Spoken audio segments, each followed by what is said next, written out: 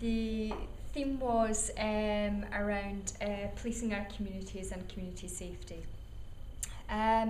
Okay, so if I start with the aims, basically the fictitious council was having a number of issues, predominantly around public confidence in relation to how that area, how the public felt about crime in that area. The council had made some reductions in crime and disorder, but the public still felt unsafe. So whilst the reductions were happening, that council were not actually communicating to the public around what they were doing to actually make those reductions. So therefore, that area, those citizens felt vulnerable and felt more fearful around crime. The aims of how we would go about supporting them would be to actually support them to reduce the perception gap around the fear of crime and the actual crime. What we would do is we would support them to improve public confidence in their local statutory and responsible authorities.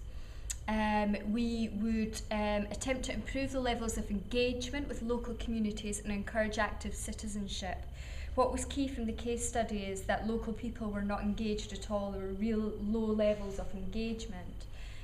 So we would look at ways in how we could improve that. Again, the sort of buy-in from stakeholders was very poor as well. So we would look at ways of working with that council to actually achieve and develop buy-in from partners and stakeholders. There was also concerns as well. There was a lot of myths going on around that area, around changing communities and new communities coming in and causing crime and disorder, where in actual fact the reality wasn't the case. So we would also support that that area to do myth busting around that. So some of the methods that we looked at is obviously trying to improve public confidence across the criminal justice system is massive. Crime and disorder isn't just your local authority, but it's your local criminal justice board, it's Her Majesty's Court Service, it's the Primary Care Trust, it's Northumbria Police, it's a whole variety of partners. And you can't just go in there with a range of marketing tools and techniques and how to improve things. What we felt is that we needed that learner, we needed that authority to actually do a knowledge mapping exercise, a needs assessment and stakeholder analysis.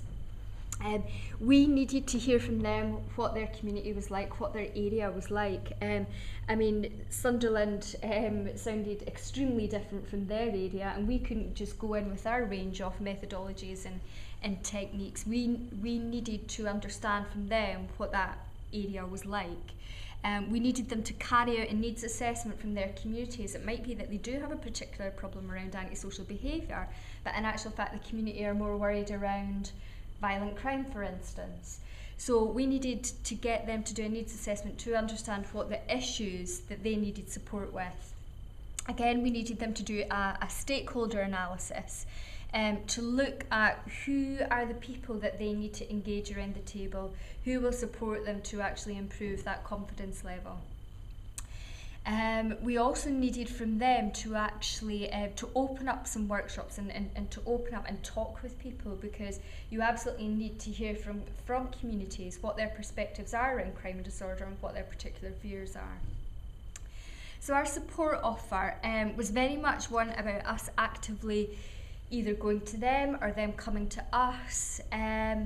Not just simply about producing a guide, but we know that if you sit with somebody in a one-to-one visit and you give them formal information, or you have a variety of discussions, that can be extremely helpful to get somebody to think about their practice. We also looked at peer assist, so actually sort of being with that other local authority as a mentor to support them. Right. In terms of the delivery, these were things that we needed them to. Well, these were things that we have done in Sunderland that have, been useful, and things that we would perhaps share with them in terms of key areas for them to deliver. So it may be that we look at setting up a knowledge cafe with them, that we co-design some workshops.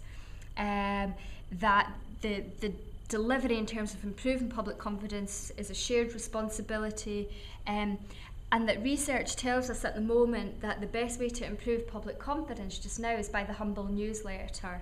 Not necessarily all your fancy techniques, but actually the humble newsletter that pretty much doesn't cost you a massive amount of money, that goes some way to actually improving confidence.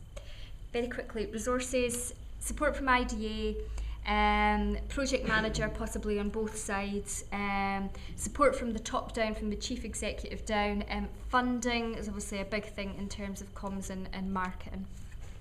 That's everything.